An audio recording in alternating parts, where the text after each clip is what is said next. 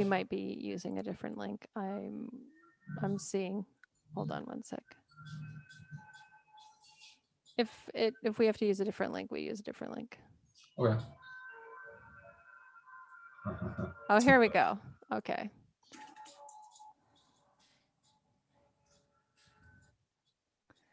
We are live now.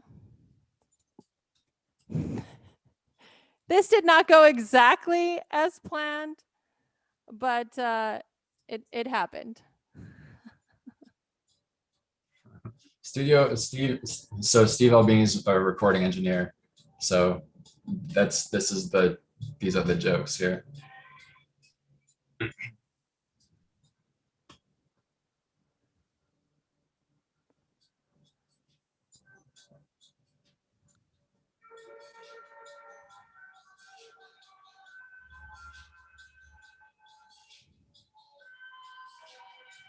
We may have gone live with a different link.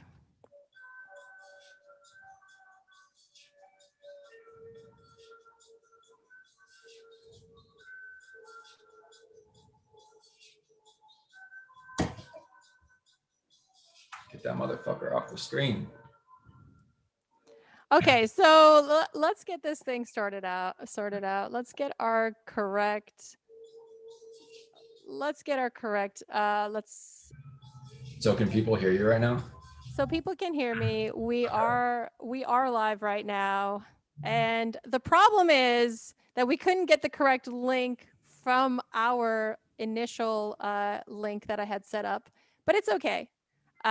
People on YouTube who are subscribed to me can see that we are live. What is up, Brandon Shack Harris? How are you? So do we have video, or do we, like, is there video? We do have video, so I'm going to send you the video link because for some reason it did not, the original one did not work. I don't know what it is. So can people in the chat see video? Yes. Okay, cool. I don't really care. I mean, I see us in Zoom, so. All right, so I open this.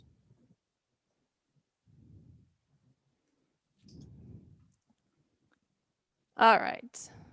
That is unfortunate. For some reason, I set it up earlier, and the last time I did this, it did work, and this time it did not. Okay. So hopefully we can get everyone to come on to this link. Do I need to resend a link? Yeah, let me resend the link. Also on Twitter. Gosh, it's so frustrating with these live streams because you then run into these kinds of issues. You're doing great. You're so nice. But now I don't see chat because it says something went wrong. Yeah, I know. Yeah. Okay. This one, the one I just sent, should work. Or I went to the one you sent in the chat, in the old chat, but that's gone. I got rid of that. Okay. I'm just gonna go back to the old one. I don't need to watch it. Just so I have the chat and we can talk. So let me get this to you. Okay. It's okay. I'm gonna put it in our actual, like, our little meeting. This is, yeah, and unfortunately. What's up, guys? You guys see these videos? Dimitri, Johnny, my best friend in the planet, who's talking some shit. Eric, Pete, thanks for hanging out. Dave.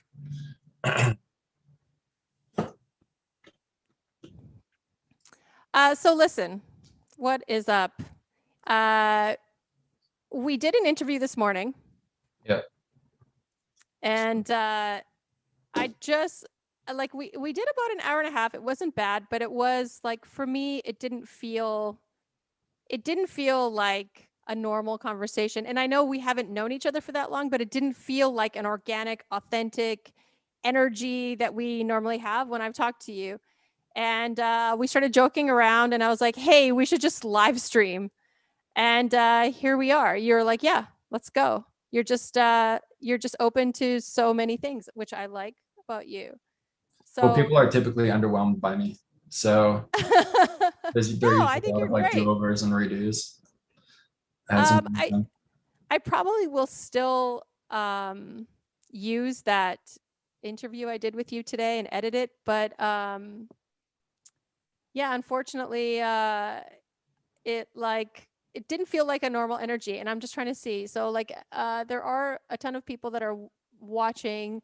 I'm assuming I did pop out the chat, so I'm assuming it is working.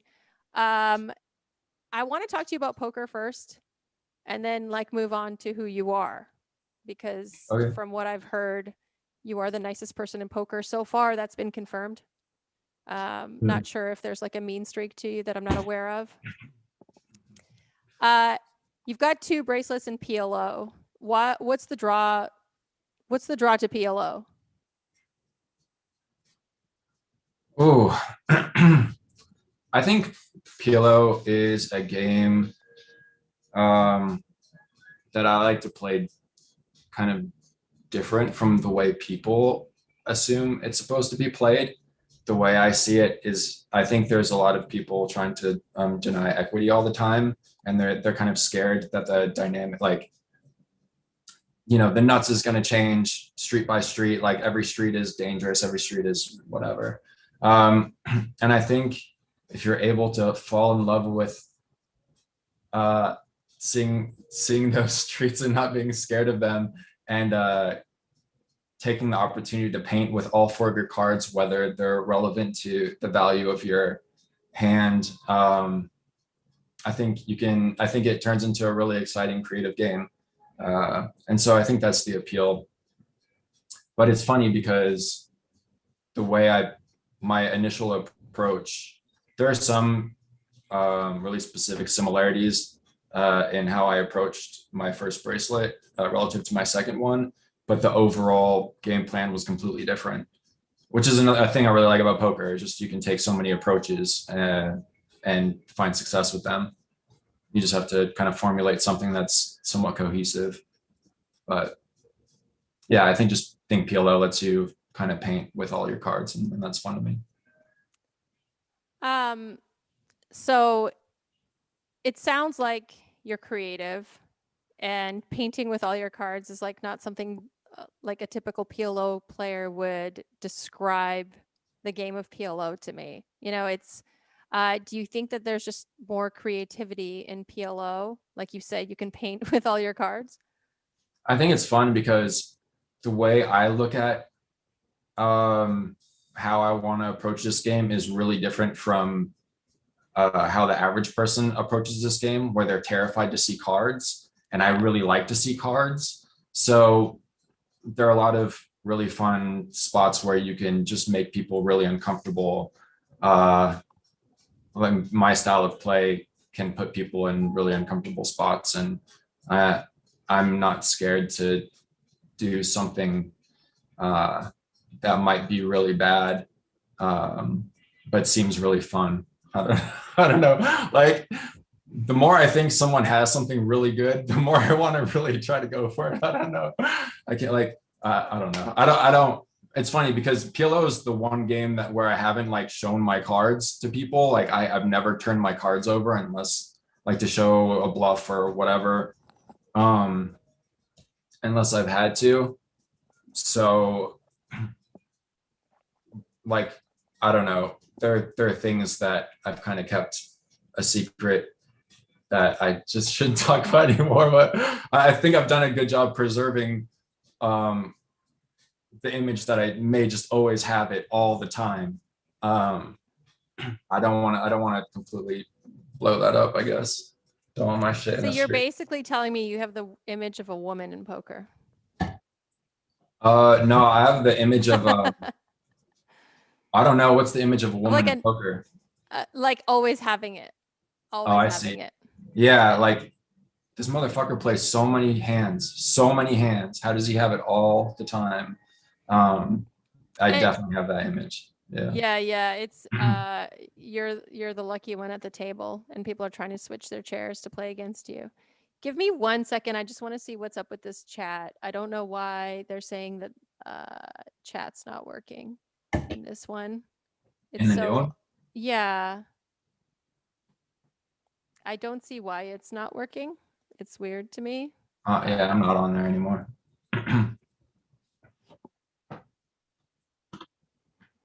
Let me see. It's working for me. I'm just gonna grab the old link and see if like people are still on that chat. I'm also gonna put this in Discord, and maybe we'll get some more people asking you questions, because I'm sure that, you know, there's some prestige to 10K horse bracelet winner Brandon Shack Harris. I don't win no horse bracelet. I won the luck Oh, one. sorry, horse. Sorry, PLO. Oh my god. Oh my god. See, I'm trying to do two things at once, and then I'm like, oh, Brandon, you're playing high stakes PLO. You're like, well, I'm actually playing high stakes mixed games. And I'm like, oh my god, yes. I'm sorry. That was a ridiculous comment. But PLO is in with the mix, right? Yeah. In the mix Oh, games. So it's in the mix. Tell me which mix games you're playing in those high stakes games. Well, those were in Commerce, and there were some big bet games, but it was mostly a lot of weird draw games. Like what? Like Archie? Like what are you playing? A lot of like deuce to seven and the Badesi kind of things, but they also did a lot of like 4-card stuff. So like deuce to 6 and ace to 4 instead of ace to 5 and deuce to 7, and just anything that they think they could create that they've played before that someone like me hasn't played. And Get an edge over you, basically. I mean, it doesn't take much, but like, but yeah, I mean, it's California, so they're going for it.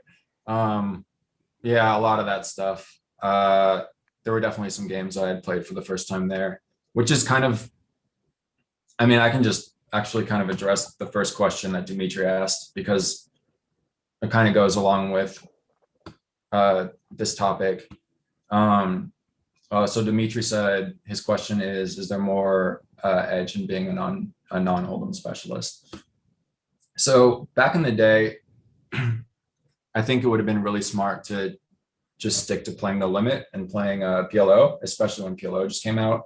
And I did not do that. I did play no limit for a while.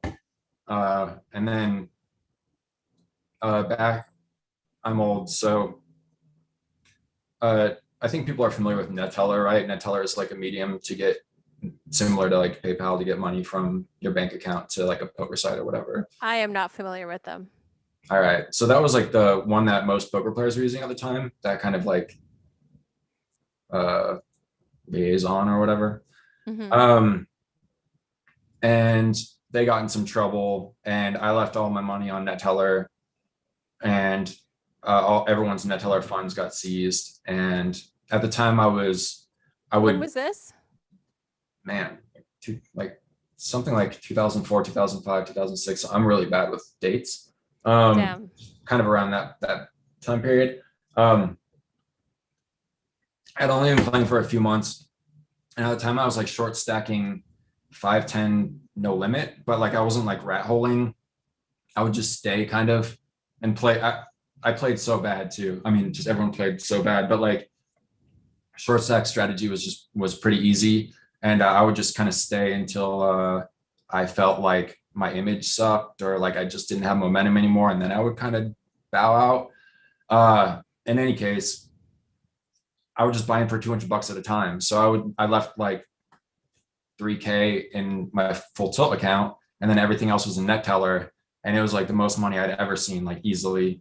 And then all those funds got frozen, and I like tilt busted my account pretty quickly. And I didn't want to rebuild. Playing no limit anymore didn't sound fun, so I started playing. I would get $5 transfers and try to make my rent playing like a new game or something, like just playing like sit and goes and see if I could make $1,000 a month or whatever. DGen, I like it. It was just a new challenge, I guess. So I was doing that. In any case, tangent. So I think it would have been smart to just stick to playing no limit while those games were really soft, stick to playing PLO when those games were really soft. But instead I was on a mixed game quest for my own dumb reasons. Just on brand, backwards me stuff. And but now And a point of frustration, I guess, at the time was that like if you're a mixed game player, you're gonna play horse, so you have to learn like 5 games and get pretty good at 5 games, while the no limit and PLO guys are just kind of focusing on no limit or PLO or both of those, which is smart. Was smart. Uh, and then then horse turned into 7 game, and then 7 game turned into 10 game, and then now it's like a 20 game rotation, and the retention is like impossible. So if you're going to be a mixed game pro, you have to learn how to play all the fucking games like to some reasonable degree, and it's just endless studying. So it's kind of a backwards career path initially. Now, with all the kind of solver stuff going on, it's kind of become a little more advantageous because you're not going to be able to. I mean, there are ways, people are making solvers for some of the stud games and just whatever. Like really high stakes people have found ways to try to solve spots. That's not me. But I know it exists. Either way, it's going to be impossible to memorize every nuance of 20 different games. So that's one benefit to being a mixed game player. And also, I don't know. I guess So if you're not using solvers and you don't have that mathematical edge, what's the edge for you then? Like if no one's running solvers and no one's got that mathematical edge. Well, people are. It's just you're not going to be able to memorize it for 20 different games. So, Right. typically you just run into people who are really good at a handful of games and they're decent at some and they have major leaks in other ones, and you just kind of like figure out who gets exploited where or whatever. You do your best to have a good overall game and solid fundamentals.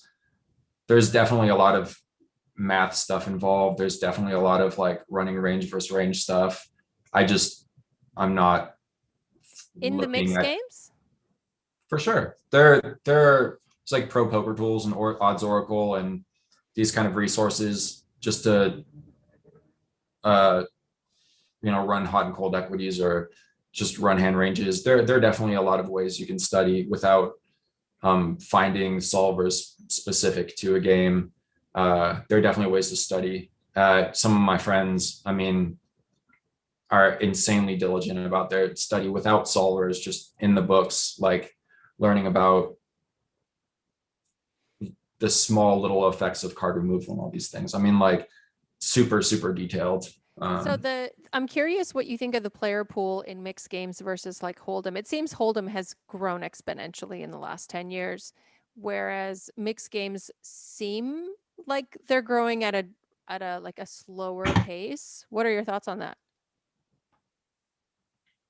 I don't really see mixed games growing at a smaller pace. I I mean, see a lot of a lot of the like solver focus, at least from what I've seen, has been on Hold'em. Yeah, but that doesn't like equate to, well, so you're talking about like the evolution of a game, or are you talking Right. about the evolution of a player pool? Uh, I would think that those are synonymous. Hmm. I because mean, because like the Hold'em player pool has improved. Like when I was playing in 2006, and I'm still so fucking shitty. It's embarrassing that I've been playing this long. But like when I was playing in 2006, the player pool was so much worse. Now, just as a baseline, you need to be so much better to even just break even. And I'm not sure if the mixed games have grown that quickly. And a lot of people have told me, like, get into mixed games and study them, and you'll be so much better than the pool that's out there because they've been stagnant for so many years. I think Omaha 8, when I play, and I don't play big stakes Omaha 8, but Omaha 8 seems very stagnant. well, Omaha 8's a game that has solvers available. I think like Munker has solvers for Limit Omaha 8, and there are some Right. training videos for these kind of things. I Right. do, There's like 4 on Run It Once. yeah, that's a nice thing, I guess, about being a mixed game player is you really have to kind of search for resources, search for coaching, especially if you play higher stakes. People don't want to offer up coaching to people they might be competing with. You have to really find like the right dynamic for that to exist. Like a super nosebleed player willing to pay a specialist who plays like 50, 100, but they're going to be playing like 1,000, 2,000, and they're just going to pay a whole bunch for a handful of hours or whatever, because they typically also know the right questions to ask when it comes to coaching. And you can just get the majority of the information you need from the first few hours of coaching if you organize your questions correctly. So there are dynamics like that where that kind of happens. So being a mixed game player, I guess, is good for the lack of resources. I've really enjoyed Big O lately because there are very few resources, and I've been able to do my own kind of study. And I think there are things that really good players, or there are ways that really good players look at the game that I don't think is correct. And finding a way to play against. It's really cool when you see really good players who I think who come up with a reasonable solution overall, but I don't think it's like I don't think it's the right way to play still. Like it makes sense, I guess, but I think there's a lot of like money being left on the table. So it is fun to find these games that don't have a lot of resources and try to like go deep in the lab and do what you can to learn things. Yeah, like that is really good. But in general, people have improved a lot. Like the first time I played the like 2014 Players Championship, there were so like I was almost dust like immediately, but I was so glad that I played because I just expected certain like I expected like basic advanced spots to be understood by the player pool that I was against, especially specific players. So when they randomly put out a bad bet or a bad raise, I was like, whoa, like where did this come from? And then 2 years later, like people learned. I think I saw like people get a lot better actually pretty quickly. And I'm still seeing people really understand like these spots where back in the day people would lead bad all the time and they know to check more. And if they do lead bad, you get the opportunity to raise in, you really need to realize like this equity spot because it just doesn't come as much as it used to. So I don't know. I'm just curious, do you enjoy that though? Do you enjoy the challenge? Do you enjoy when you're facing an opponent again and this year he's so much better and now you're having to adjust to that? Do you enjoy that? Yeah, for sure. I mean, I don't know how to answer that question, I guess. I just think like a lot of appeal, like I find a lot of my poker player friends, like they love getting to the top, but when they're at the top or doing really well, the enjoyment comes from the challenge and not just making all the money. I would rather beat up on like, it depends on like my financial position, I guess, you know. If I'm doing pretty well, then yeah, I want to get in the streets, but like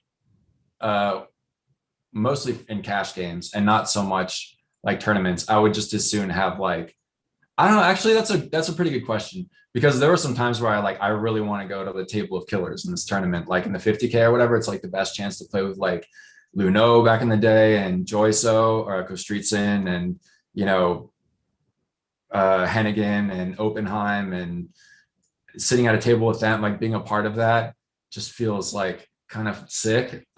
So I do kind of enjoy that. And also sometimes it can temper your out of alignedness a little bit when there are people who are really good, who are going to exploit like weaker ranges better. It kind of keeps you in check and lets you kind of settle in a little bit more, because you know you kind of can't get away with being an idiot.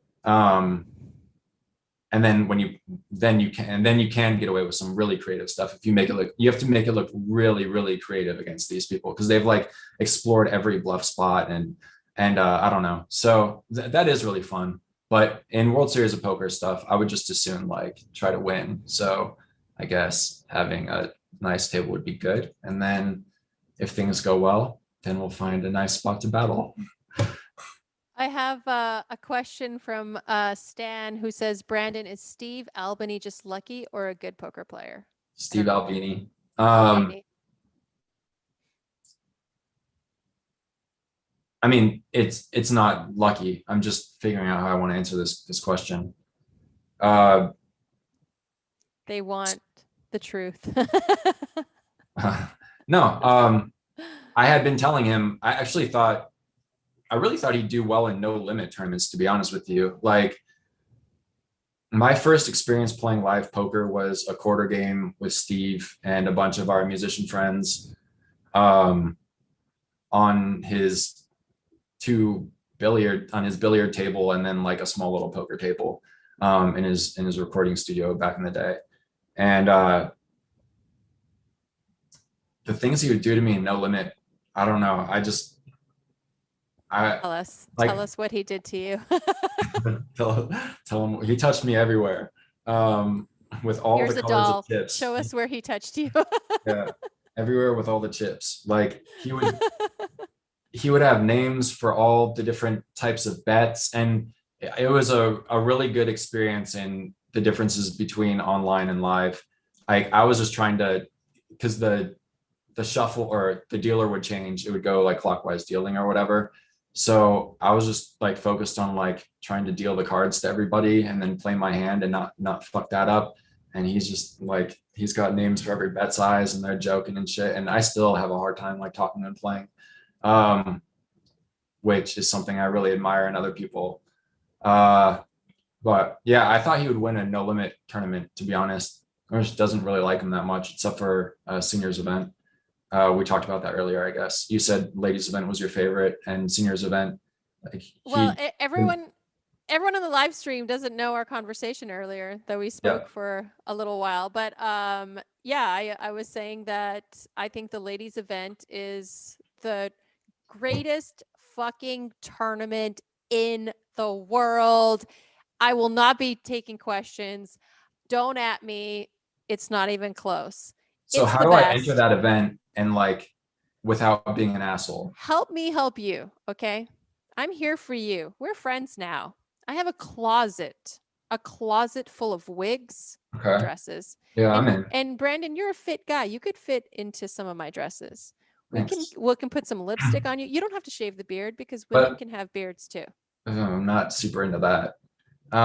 We can get a wig on you. We can get some hair, some like really sexy. Well, we can have like, you don't have to be sexy. We can just be a normal woman. I want to get buy-in.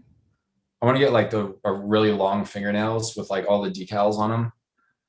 We can do that. If you want to do that. Like, I want to go really hood. am not. I want to get really hood with it. I'm not helping you in the bathroom when you can't use your hands. Okay. So just think about that. Sean Deeb did it. Shout out to Sean Deeb. 2010. Did not go well for him. So I really need you to have my back here. Like, I will have your back. I'm here for you. I'll bring like a whole, like, people will think we're going fishing, but no, there's going to be makeup and emergency wigs in that. What do they call the fishing like thing that you keep your worms and hooks in? Oh, a tackle box? A tackle box. We will have a tackle box of makeup. All right. I think you'd look great in some lipstick. It wouldn't be the first time that it wouldn't be my first experience with that. I think I just have to put, I'm not a good no limit hold'em player, but I'll still just make some concessions in the spirit of the game, like must 3-bet every hand or must raise every hand or something in the spirit of the game, just to experience the camaraderie of you won't want to lose any chips because you will just enjoy yourself so much. Yeah, but you'll be like, can I hang with your girlfriends and you on Sundays for brunch, please? Because this is amazing. This is why I'm asking. This is why I want to get in there the right way. Benny says that he would love to see you in a dress and lipstick. Benny, we're going to make your dreams come true. I know that it's been years of you dreaming about Brandon and lipstick and heels. Man. And me too, actually. Sweet. I really thought the first time we met, he would be wearing all that, but he wasn't. But you know what? We shall not be disappointed this year at the series. Yeah, So, you can't. so do you think there's going to be a series this year? What are your thoughts on this? I don't know. It sounds like there's hope that there will be something in October, maybe. I didn't really play the online one this year. I think I played like 3 events. Just I was kind of put off by a lot of World Series decisions. And if it's online again, I'll probably, I don't know. I just don't want to play. I just don't want to support it. I don't want to support. I really wanted to be a big WSOP supporter, and I've been like, I'm very friendly with Jack and Ty and all those guys. Like, but I've been kind of disappointed with a lot of decision making, and Like what? What are you disappointed in? I don't know. There's just Spill I don't the want to like. fucking beans. Let's go. Oh no. I mean, I used to write like notepads and put them out on Twitter and shit, like just really long lists of things from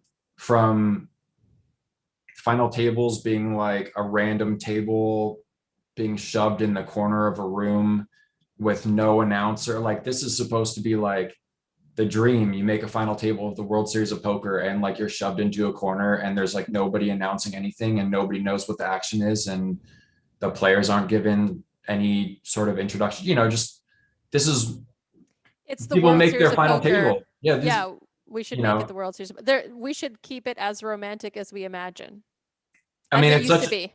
yeah, 100%. I think ODB had a lot of amazing ideas about revisions for World Series of Poker. So I think trying to remember who he did that podcast with, but like that would be a podcast that I would listen to again. It was, I don't know, if you search like ODB talks about World Series of Poker ideas, I'm sure you can find it. But he had some really, really good ideas. Like, um, it wasn't. I don't think it was like a Player of the Year, or maybe it was like a race to Player of the Year kind of thing.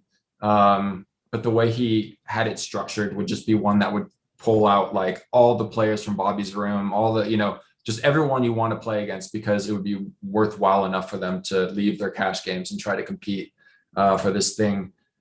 It should just be like a big prestigious event, and instead, like, it sometimes there are I don't know, it's like a boner killer kind of at times, I guess. I don't know. Like, That's one way to put it.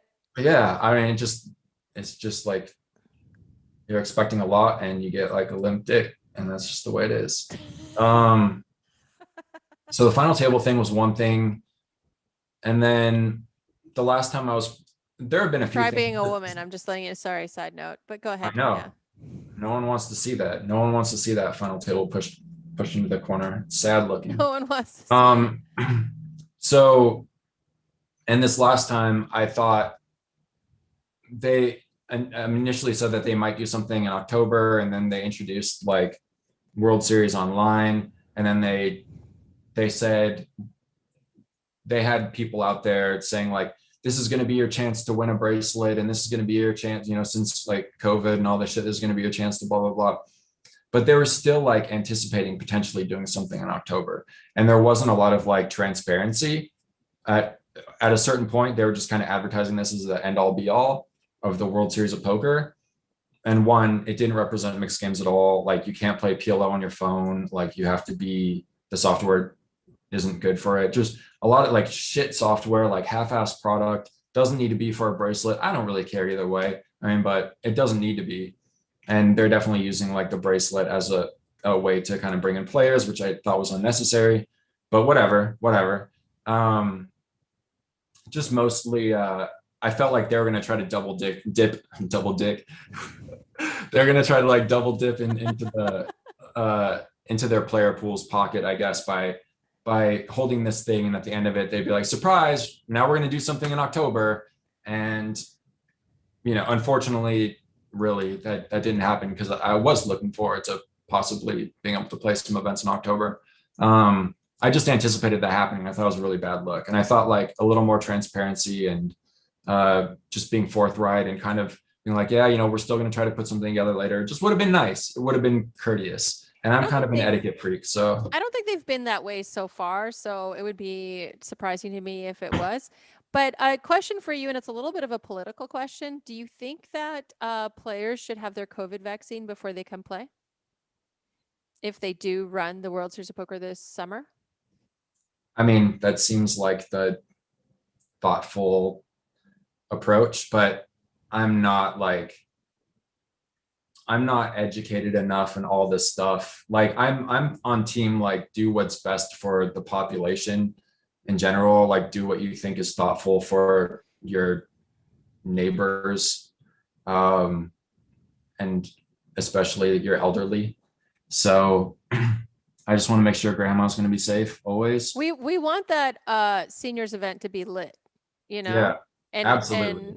everyone to be healthy so that they can enjoy that. I don't know how many days the seniors event is, but it's a fucking amazing tournament, and I can't wait. It's Yeah, I gonna have be a my long 8 more years until I can play. I'm right behind you. It's so crazy, huh? It's so I'll crazy. sell you some action when I play. Oh, I'm in. Please, me first, absolutely. And I have a T-shirt that says like grandma a whole bunch of times. I'll wear the grandma shirt. Um, and Steve and I used to talk about doing a what's it called? What's it called when you have a list of items you have to find? A bucket? Um, A treasure hunt? What do yeah, you mean? something like that. We're gonna do like senior event bingo where like you have to collect a like number one son or number one grandpa pin, and then like Oh my Steve brought up the God. ear trumpet. If you can get an ear trumpet, like you just automatically What's win. an ear trumpet? Or it's like a little thing you stick in your ear, like a super old school thing to try to like hear better. No, no, no. That's from like 1908. What the fuck are you talking about? No one That's why has you just those. win. That's why you just win. No, Um, that should be just the winning ticket, like the golden prize. Like you don't need any other things on your that's treasure it. hunt. Yeah, if you That's get it. that You one, you get win. that. That's Yeah. You'll never get that. You have to go to a museum. Those things don't exist in the population anymore. You guys, what do you guys think seniors are these days? They have iPhones, they're on Pornhub, they're on Yeah. Discord. What like you have a misconception about seniors, especially since the seniors event is like 50 and over.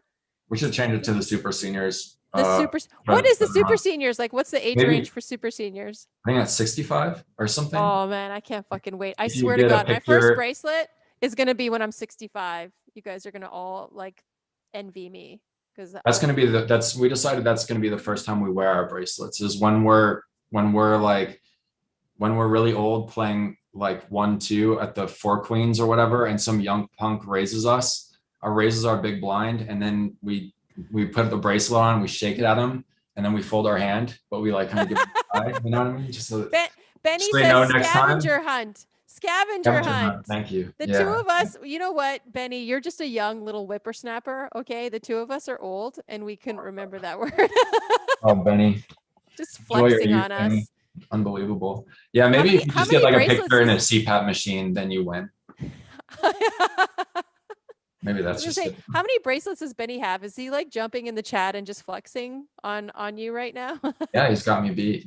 I think he's got 3. Maybe he's got He's got 4. I don't three. know. You've got two, but yours are PLO, so that's you can tell him that's more No, that's respect. weaker. I like my biggest regret is my biggest poker regret is okay, second Raz, second 50K, third. Okay, so 4 people away from 3 more bracelets in 1 year. That like What hurts year my was that? heart so bad. That was 2014. So 20, but you got one bracelet in PLO, the 1K yeah, PLO and then 2 seconds and 2014. a third. Yeah, yeah. So Yeah. what was happening that year? And I'm curious what you did to get to that year, that very successful year. Like what was your day to day like? When did you start preparing? What did you do to get there? This was like the best time of my life, I think. I was living in Steve's recording studio at the time. I was between leases, and World Series was starting. And Steve has 3 extra rooms, maybe 4. I think it's 4. I think he's got 4 spare rooms for bands who are coming to visit. There are 2 major studios. There's Studio A and Studio B, and then there are 4 rooms for band members to sleep in. And then there was an apartment connected in the studio where he and his wife were living at the time. So it was a big place, and there were a lot of interns, and he employs a lot of people. So it was like it was a big community, in a shared living room. Everyone would kind of hang out. So at the time, I was living in one of the rooms, and then we would go to the shoe like every day, play 40-80 horse, uh, talk about hands, just grinding nonstop, really. I started writing a blog on 2+2 at the time, saying it was like win a World Series of Poker bracelet to sell on eBay, I think was the title of it. I just That's really felt amazing. like this year was going to be a good year. I don't usually like, I mean, I guess you have a good feel of how I am now. I'm not like wanting to talk myself up usually, but I was kind of advocating. I was to people who were doing the 25K that I think I'd be a good sleeper for this year. I thought I just felt really prepared, and Like, what was that preparedness? What were you doing?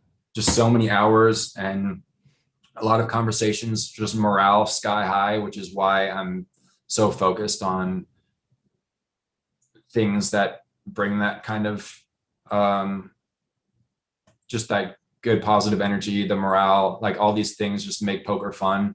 Uh, I That's kind of where I was at the time. Just felt I felt like I was in good shape at the time. Like so I felt self-confident in that way. And I felt just like I was playing an insane amount of money or insane amount of volume.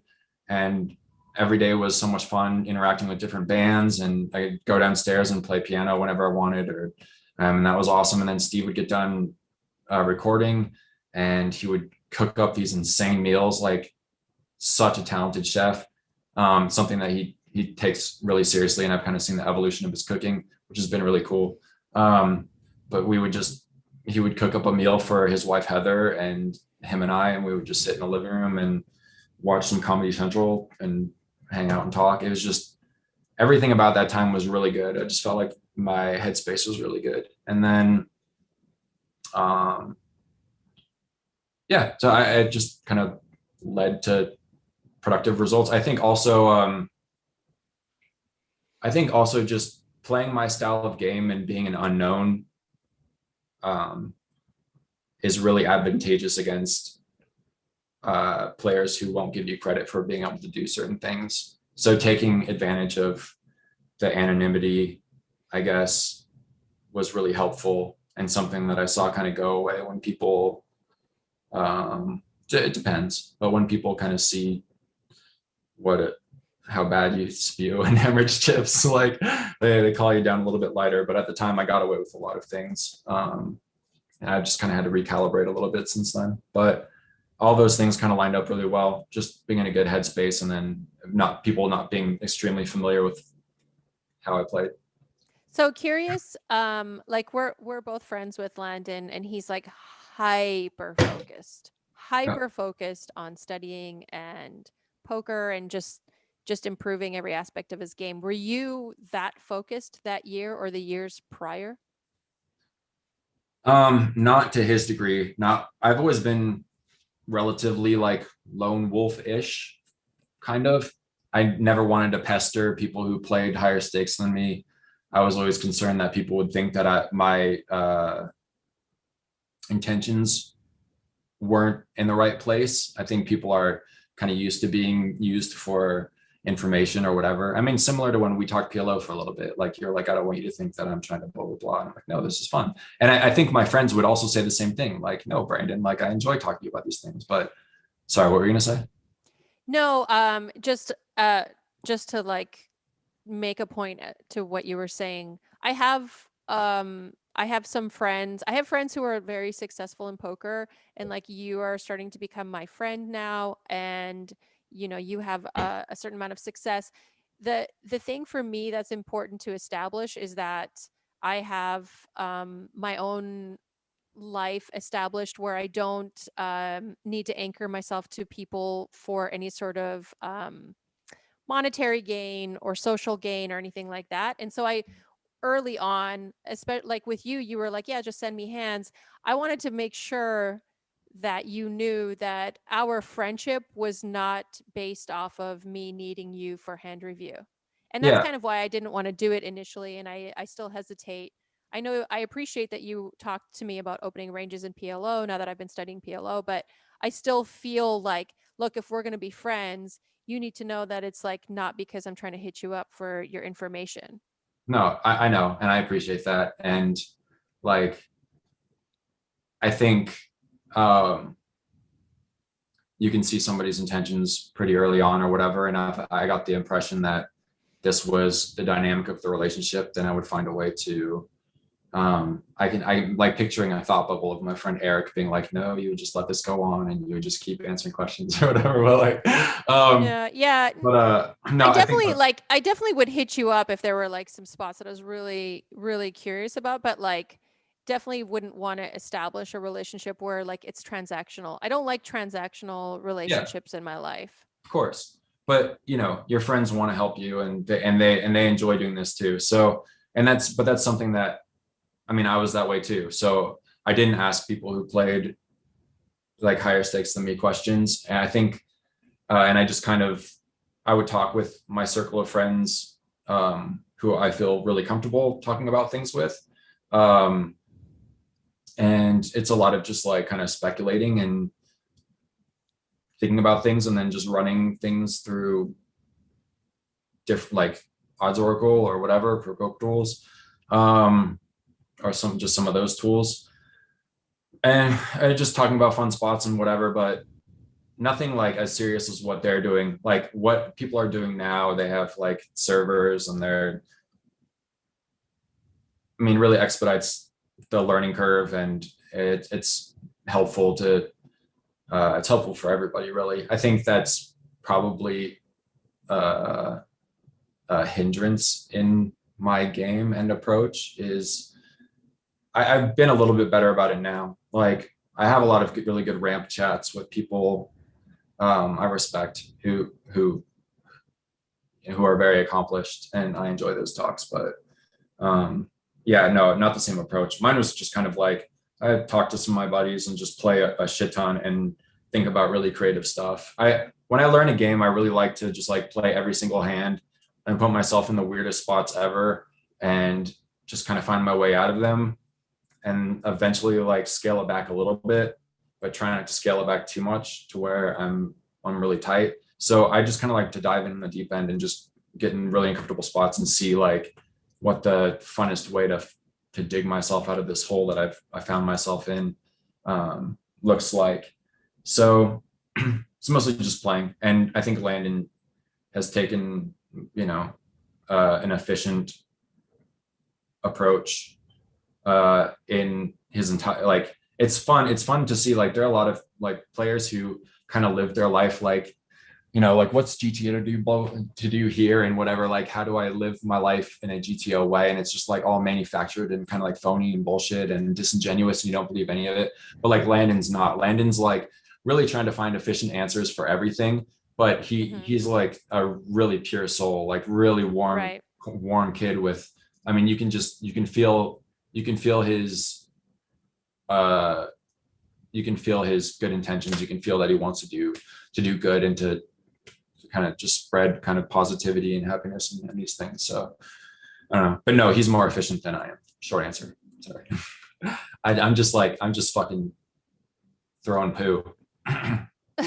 Throwing poo. Well, I mean, like, you've done really well in the high stakes scene, and you've got 2 bracelets. So I don't know if you're just necessarily throwing poo. Dave Rogers wants to know, what band are you currently listening to on high rotation? They want to know who you are outside of poker too. So Apparently, Dave knows who I am. Dave and I talked quite a bit. Assuming it's the same Dave. Dave Rogers. Yeah, I mean Dave Rogers sounds like a relatively common name, but I happen to know Dave Rogers, who I like, so I'm assuming it's him. Lately, for I'm all over the place, really. There are a few answers to this. I've been listening to like a lot of minimalistic classical stuff, kind of like spooky stuff, I guess. It's not this actually. I was gonna try to find it.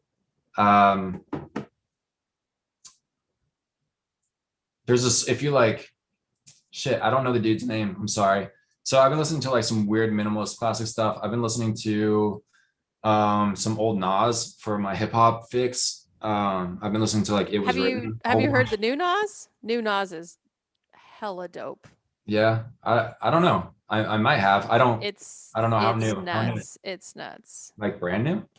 Yeah, it came out Okay. like I think like 4 or 5 months ago, new Okay. Nas. It's like it's better than a lot of stuff that's out there. Sweet. All right. I'll look forward to that. I'm trying to So, put out the link to this channel actually because we have a different link out, so sorry. But yeah, okay. go on, tell me. So hip hop, I've been listening to old Nas. Um, and then still on Russian circles for my industrial or like my like instrumental like heavy stuff. Um, and then but in the theme of morale, in the theme of morale, we talked about this in our earlier interview a little bit. We talked about some of the terms that our group of players have been doing to keep online quarantine games fun. Outside of Um, sad ranges. outside of side ranges. I want everyone to understand what sad ranges are after this, yes. Okay, so do you want me to repeat all this stuff? Well, I mean, like they I'm don't fine know with it. it. Yeah, I just So let's first talk about like let's actually start with sad ranges and transition to what your updated hands within quarantine have been. But like you were watching Landon on Joey's podcast. okay. I was watching Landon on Joey's podcast do the challenge between Daniel and Doug, and there's a point like 6 hours into the stream where Landon hits a wall.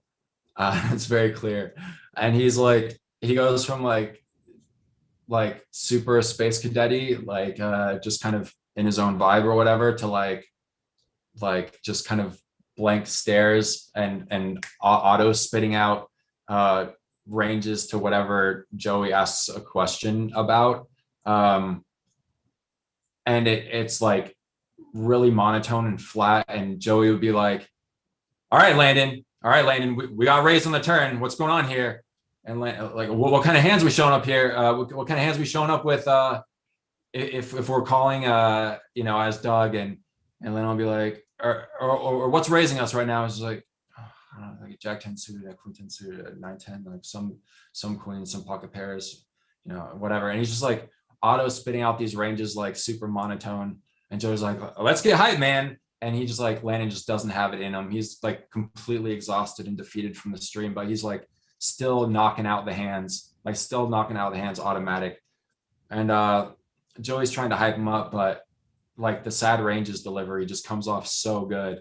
And I think that's what endeared me to Landon initially, where just when he would hit his point of exhaustion, but he would still just like be a trooper about it and like spit out these fucking combos, like auto spit out these combos, and watching like Joey trying to like, the people need your energy, Landon, come on. But his energy was so pure, it was so great.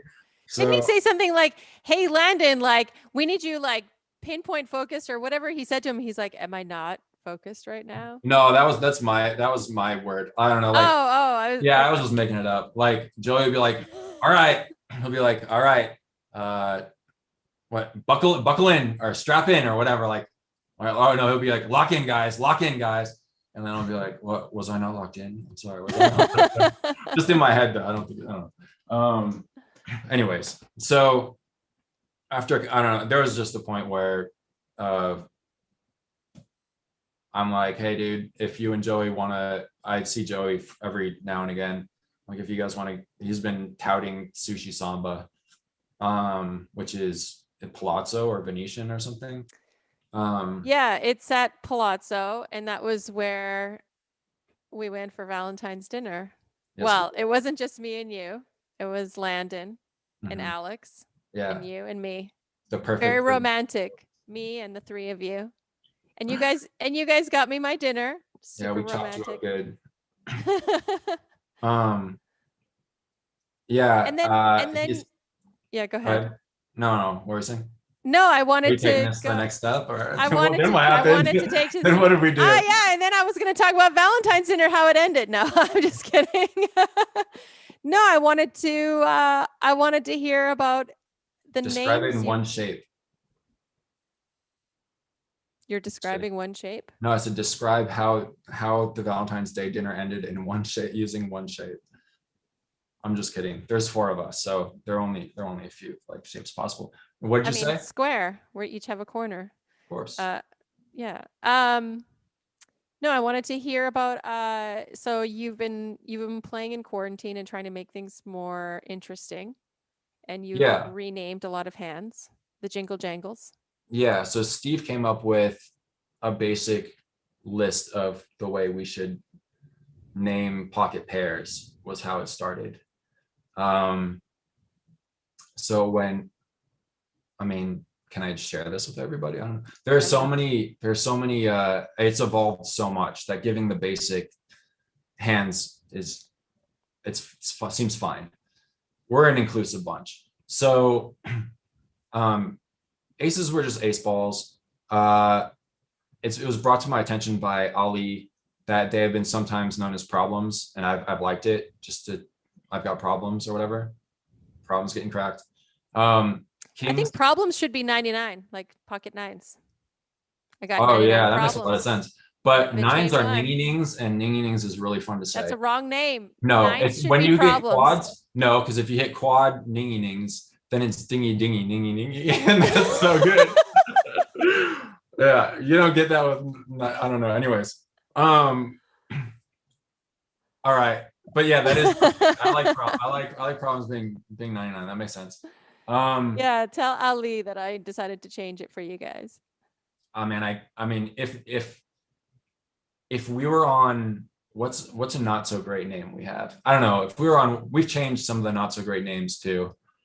So now they're all pretty good. But And he anyways, says surely problems should be 99. Surely. yeah, I mean, yeah, but we're good. I mean, we might mix it in. We might mix it in. It's just gonna get So confusing. so And tell ace tell ball us sounds the good. kings and All queens and right, so we've jacks. got we've got Kingles, Quizongles, Jingles, and then if you have if you have so a jack is a jingle, and then 2 jacks is a jingle jangle, and then 3 jacks if you have trip jacks, that's Boys Town, and if you have 4 jacks, it's Kwanzaa, which is great, and then tens are tingles, and then nines are ningy nings.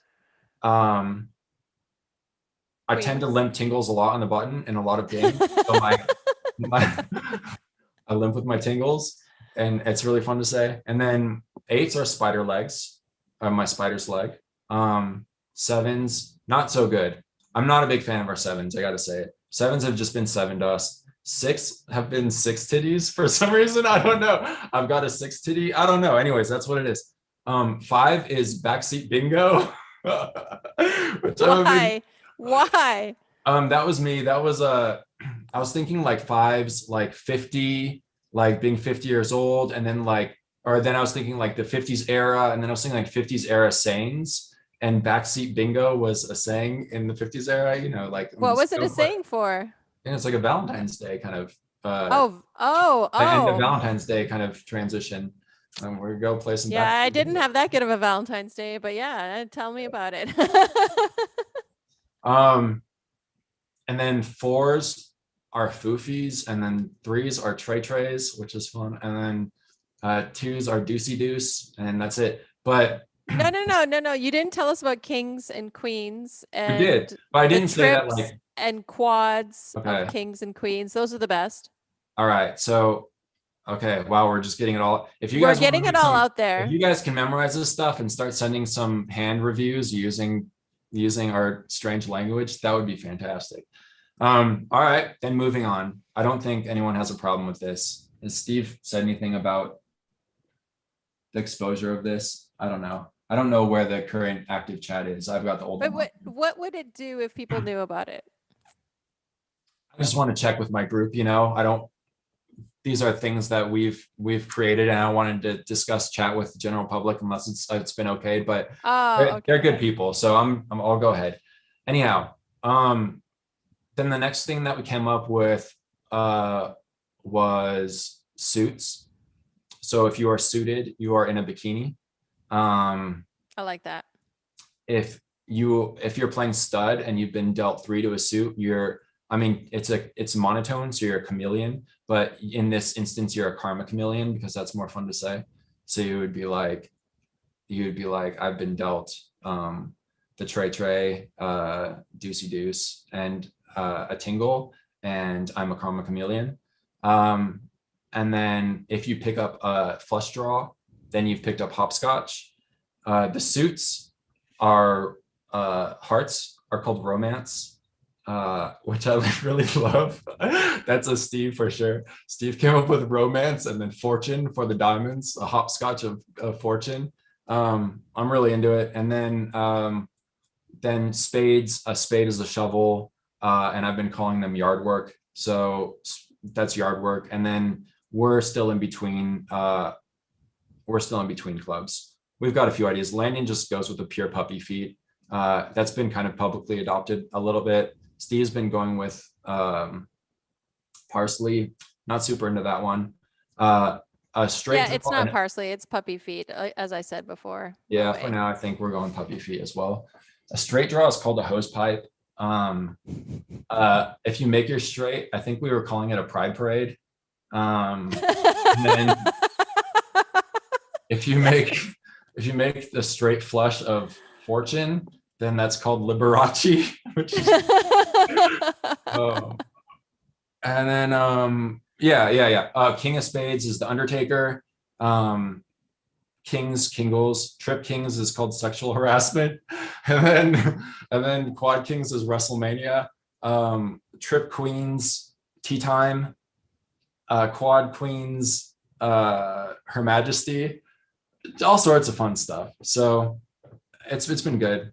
That's been really helpful for morale. Then the other morale thing, going back to what David asked earlier, what kind of music have I been listening to?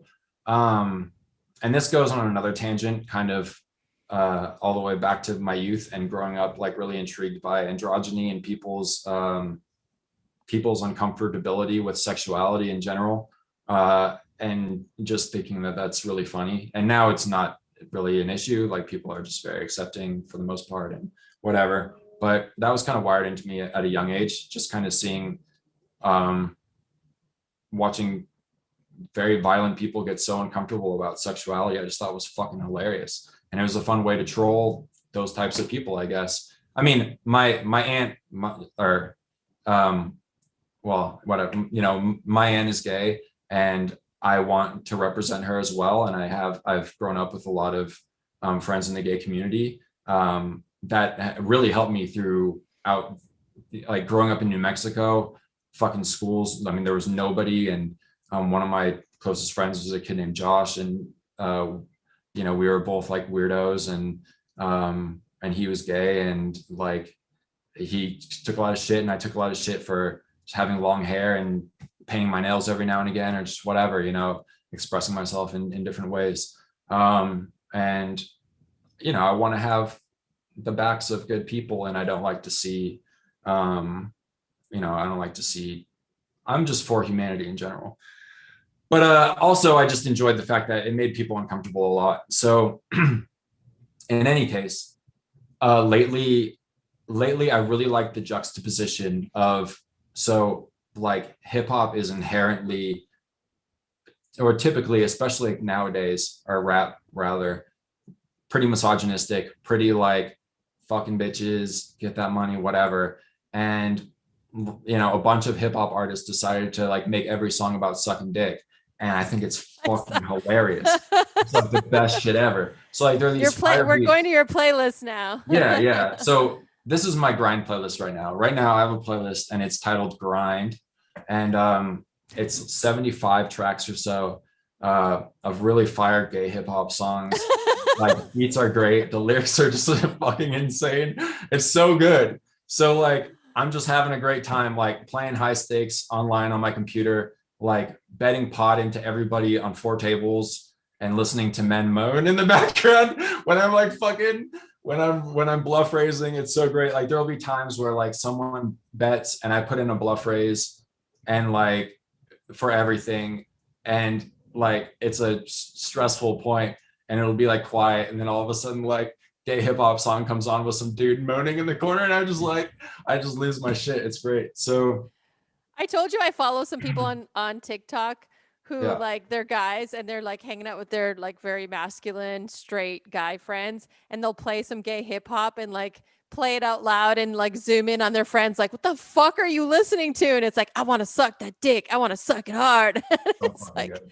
the funniest, but the beats are fucking slapping, like they're dope. Yeah, lyrics are good too.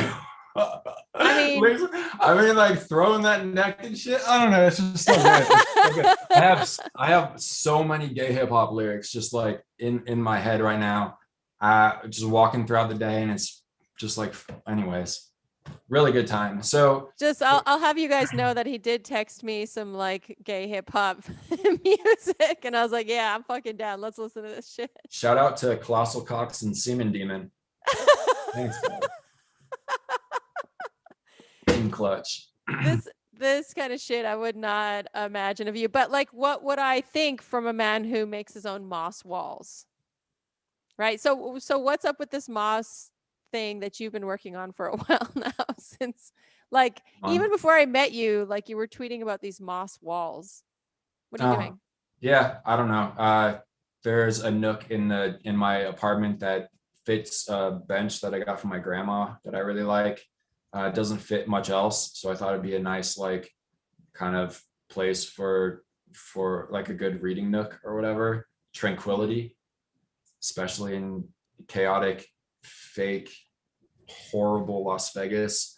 Um, just a What nice spot filled with dead or live nature, but dead nature that looks like live nature, and some plants seemed like a good thing. So I think also now just the whole quarantine thing, like everyone just needs to be close to nature. Like everyone's craving like nature, like really fucking bad. So I figured, yeah, I'm putting this bench in there, and I'd make some frames. I wanted to use hand tools because I'm in like Panorama Towers, and I used a saw for, I did my flooring in one of my rooms and sawed up flooring for that, and it was really loud and really messy too. I didn't want to do that again. So Steve, along with being a great cook, um, is an incredible craftsman. So I mean, he makes shit all the time, and he kind of guided me through um, the hand tool learning curve, and just made some frames and made some moss walls, and I'll share them with you since they're over here. Yes, let's bring the moss walls. I can see the grand piano behind you too. That's also Steve's. That was very lucky. There's a lot of musical history there. Steve's studio got a grant for a Model D piano, so he very kindly gave me his old grand piano. And I mean, there's like 30 years of musical history on, or more, I don't know, on that piano, which is kind of crazy. So these things are like 4 feet tall, and they go up to my chest, and they're, yeah, They're beautiful. And unfortunately, the light is low. I can see a bit of that red moss that you have in there, but it's like really bright red in the light. Yeah, you can see it on Twitter or whatever if you want to see. There are 3 of them done, and the 4th one's like being started now. I'm just kind of ready to get this over with because it's taken forever. Like every frame is they each take like a little over 10 hours. And I'm in really deep financially in this fucking goddamn moss. It's fucking killing me. Moss is fucking killing me. You sent me a tweet too. You're like, moss is expensive. And I had just like, And I thought you were using real moss. Okay, well, that makes sense. But at the time, like I got like a delivery of like 6 different bags or whatever. And that shit like covered like a third of one frame. And because you were like, yeah, it's cheap. What are you talking about? I'm like, are you fucking serious? Do you know how expensive moss is? Because I was like buying real moss at the time. Yeah, I'm in a sunk cost situation at this point on as far as the moss goes. And I'm ready to go into moss retirement. Absolutely. It's taken way too long. But I don't know. I've also got like a big blank wall behind me that I need to fill up, and it kind of would look nice there too. But I don't know if I have it in me. I kind of want to blog a little bit more, play a little bit more music. So you've got two blogs. You've got one that's like it seemed like a day-to-day blog, and then one talking about your high stakes mixed game. I think everything 300, 600 and over, right? You didn't want to blog about any lower stakes games? Just real quick, like, did you want to talk about Moss at all? Because you have some history with Moss too, and I don't want to like, I want to make sure that we're both getting Shut that the kind of like fuck catharsis, the Moss catharsis. up. Okay, we'll get into my Moss history before we move on to your 300, 600 mixed game blog. I don't want to be that fucking asshole who like denies you the release of Moss. So if anyone looks deep into my Instagram, there is a fairy garden that I built, that I created there. And I too was growing some moss and was trying to buy some moss. Moss is very expensive, but yeah, I made little fairy gardens.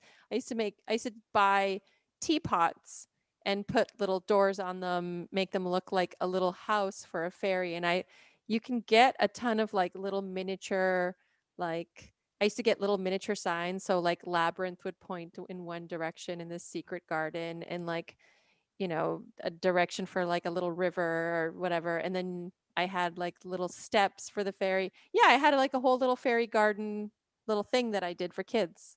Yeah, that was So, awesome. And you're also an artist.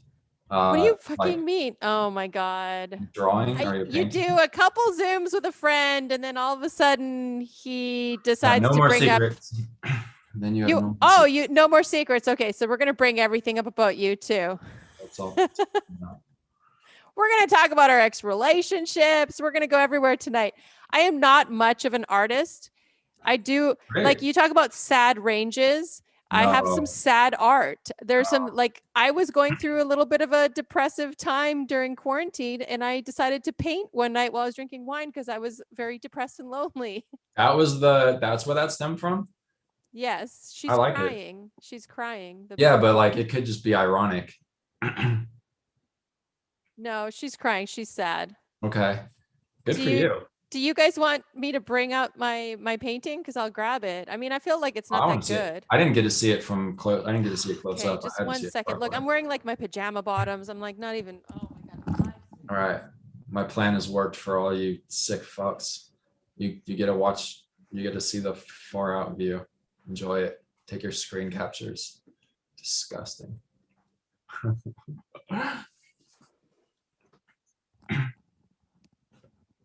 I have no chat either because I'm on the old feed and I can't. Oh, I'm sad that I Look mixed at that. that. Messed That's that up. fucking good. That's really good. That's That really good. was it's not that good. Like I used an actual drawing and I looked at online and then I tried to draw it. And her nose is really fucked up, and then this eye got fucked up. Oh, I But think it's, oh, I it's was really sad. good. This was me. This was me. Oh, So, well, that's but really well done. we're all better now, mostly. And I have a lot of shirts with that theme. I have at least 5 shirts with the crying girl theme. I don't think Steve likes them much, but I like Yeah. them. They say I'm things about like I need to, more time with my plants. yeah, I have a plant problem. Me too. I'm going to put someone in timeout because they keep focusing on the wrong things. Oh well, I did. Um, Well, I don't know where they what I said. I did narrate you walking away to the drawing, and no, it's been the entire time one person talking oh about you and I inappropriately. oh yeah, we fucked. Oh, shut the fuck up. No, we haven't. Oh my God. It was really good. It was really good. I'm pregnant. So I'll be sending you a child support check soon. Okay. Worth it. Worth it. Drug out abortion. Here we go. Anyhow, so answering the question about the blogs, I have 2 blogs. So there's one uh, that was the original blog, I guess. When last we spoke, right? That was Yeah, the right now first it one. is. It's just on my website under blog. It's under, you can go to brandonshackharris.com, or you can go to worldseriesofdicksucking.com, or you can go to worldseriesofdicksucking.net, and it will all take you to the same place. And What? Why did you do that? I'm serious. Please type in worldseriesofdicksucking.net. I need more hits so it shows up on Google. Uh, anyhow, so if you go into blogs, that's like my normal blog. And initially it was, yeah, I was just gonna like detail thoughts, kind of mostly poker related, I guess, and some life stuff. But it had been on hiatus throughout my last really long relationship. Kind of everything had been kind of on hiatus. And so now I'm just kind of playing catch up on the last like 6 years or whatever, but it's pretty concise. It's just kind of like the highlights of the last like 6 years, like World Series poker, and then like finances, and I don't know, just kind of the progression of my mental decline and poor Is financial it therapeutic for you to write? Yeah, I really enjoy it.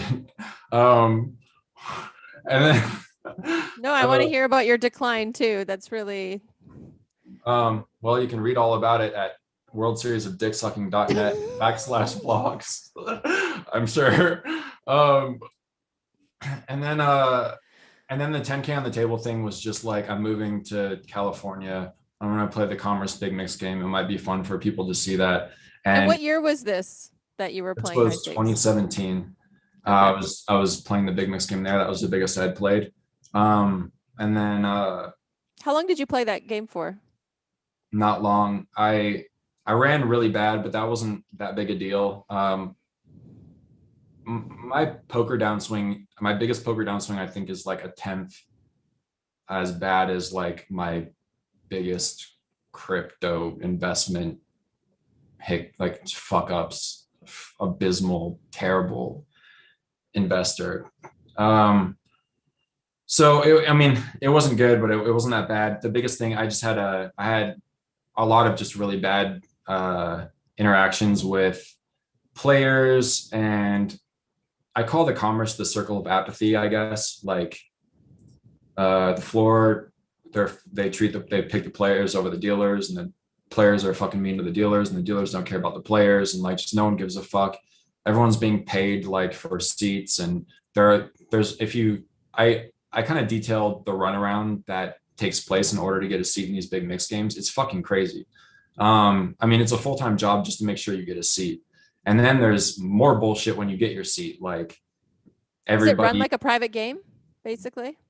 Kinda. Host? I mean, sorta. There are just lots of ways to manipulate the list, I guess. And then when you do get your seat, there's a lot of like fake phone calls and people exchanging chips while they wait for like the VIP to show up. So you just get stuck there playing with like the two best guys all the time. And then the game can change. I don't know. It's honestly pretty fascinating to see the things that take place there. But it's a fucking mind. It's a major mind fuck. So and eventually I just had one instance with another player that made me really reevaluate even playing poker anymore. It really put me off. I wrote about it pretty candidly. Well, I wrote about it pretty candidly, and then a few years later, I ran into that player, and I'm not the kind of person who likes to harbor grudges, and it was just whatever. Like this person mentioned that he had been trying to get some assistance for certain problems, and I respected that, and I didn't want to have these things in a public place anymore. I wanted to just thought it'd be better for both of us, just in general. You give people, opportunities to show themselves in a better light, and hopefully take advantage of that. And so that's kind of where we were with that. I redacted what I wrote and just kind of put something else in there that alluded to the fact that there was something there that kind of made me disenfranchised with the whole commerce experience for sure. And after that experience, I just basically stopped going in. I was just trying to, that's when I was just like, fuck, I need to get the fuck out of this like toxic bullshit, especially California. It's just brutal. So, at least where I was. So, excuse me. That's when I started kind of like trying to focus on other investments, and that went fantastically. Do you want to talk about that? I mean, it doesn't really matter. Like, got really into crypto and tried to study and whatever, and fucked up in every way possible. Actually, I've been playing so much lately that I haven't been able to like write a ton of blogs. So I've just been trying to like stockpile some for when these periods show up and I'm not able to put things out all the time. And the last one that I've written that is not out yet, it's like just a draft, is kind of like highlighting my ambling through the crypto world, and all the ways that I kind of failed the biggest. So it's been written. I just haven't posted it yet, but just like I'm just fucking tragic. So one lesson for people, I guess, who are new and naive, and might be getting into something at an early point and finding smart poker players looking to offload them from that asset, is to consider that smart poker players are interested in the thing that you have, and you probably should not part with that thing. I guess it's probably pretty valuable. So if someone's coming to you looking to buy your shit, if a lot of people are coming, if I'm not going to name names, I almost did, but I don't know, just whatever. That was one mistake. A bunch of people found out that I had Ethereum, I think, really early on. I bought it at like $10, and I bought like 10K worth at $10, and progressively sold it at a very low price as various poker players took interest. It wasn't smart, but one of many missteps. That was one where like I still profited, and the rest are ones where I really shit the bed. So I don't know. I'll post it soon. But yeah, the 10K blog, it was mostly for certain stakes. And I recently updated it with like an epilogue that I wrote last year, kind of basically saying that this is going to be on hiatus for a while or whatever. But I have been playing in some pretty big games lately, here and there, online a lot, and then live. I've been trying not to go to the casino much, but sometimes I get a call, and I'll go play, and it's been like 25, 50, 100, with an anti big O, a lot of that kind of. Where do they spread that? Aria. So so there's an opportunity for the 10K on the table thing to kind of come back. But these are private games, so I have to kind of figure out how I want to. Is that still Ivy's room? Is it still called Ivy's room? I don't know. That's what I would call it, I guess. It's in there. Yeah. So just every now and again. Who are the regs in that game? That's the thing. Like, that's what I don't know, what I'm allowed to say or not say or whatever. But there is one guy who's like the poker version of Larry David to me. I call him my bagel brother. I love this guy. He's like fucking hilarious. I mean, pure Larry David. Like, walks downstairs in like his PJs with a gigantic like 7-Up Zero or whatever from his room, like a big like 2-liter bottle. And he one story that I was told was someone was like, hey, so and so, Larry, we'll call him Larry, and like, hey Larry, tell him the story about the bagel from the other day. And I guess he had gone to a casino that he frequents, and he wanted a bagel, but you couldn't get the bagel without the highest status card, which he didn't have. And they wouldn't give him a bagel. And so he called the casino owner. He's like, hey, look, you're going to lose my business if you don't give me a bagel. Like, I mean, come on, what's the problem here? And they couldn't print the card out for him because he had to acquire the status like with via points or whatever. He's like, I'm peacing out. So they eventually like made him his own card that superseded the highest status card, so he could get his bagel, the bagel card, and So he's made me got a really. bagel card. So yeah, he's got bagel status, which is great. But just a It's lot like of a fun step characters. above post patches, you know, like Antonio Esfandari is like he doesn't have patches on his shirts. He gets shirts that already have like the Mm. logos in them. So he's post patches. It's like the next level. And like the bagel card is like the step above that. Yeah, man, I'm not feeling those like It's like a beyond a the sponsorship. pre-torn shorts, the pre-torn pants or whatever. Like I think bagel status card is like way greater than pre-worn No, I clothing. mean not pre-worn. I mean like it already comes with a patch on it within the shirt, not a patch like stuck onto your shirt, onto a like one of your shirts that you already bought. Like a patch, like if the Like patch it's basically the logo is on the shirt, so you don't have to wear a patch. It's a post-patch shirt. It's like the next level sponsorship.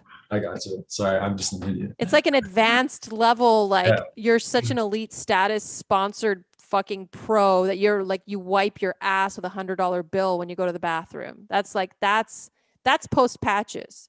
You don't know that life. I You don't. know, you don't know Yeah. that life. No, I don't know that life. One day though, you might get a bagel card. You might be post patches, Sweet. post patches If I could always with a get a bagel card. bagel, I'd be a happy guy for sure. I see So Antonio. Do you have questions about those shirts that you want me to? I see Antonio over here every now and again. I I think he's do. doing so. I'm really interested in the post patches shirt. If I Just can give you wondering, like, pleasure. I really thought he was going to be on Poker After Dark too. He was potentially going to be in the lineup. I was hoping he would be there. There Why? were some.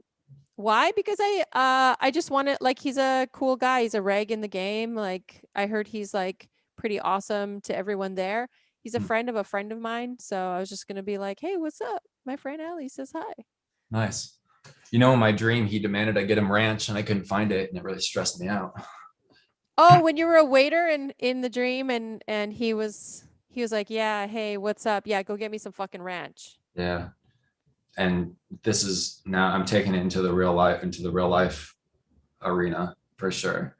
It's going to be held against him I forever. can't wait to hear the story of you playing 300 600 with Antonio and like you're like, "Yeah," and then I had to go to the fucking bar and get him a Sprite because like he demanded that I get him I some. told him that fucking dream too, and he was like, "Oh." I'm like, "What the fuck? Are you not a human being?" I don't know. I don't know. Anyways, this is Antonio, you inside don't stuff, obviously, because I didn't share the dream. I've written the dream, but it's a good dream. It's a good dream. It's I blogged about the dream. The dream is like the dream. Okay, this is the dream. The dream is 2014. I played with Phil Locke.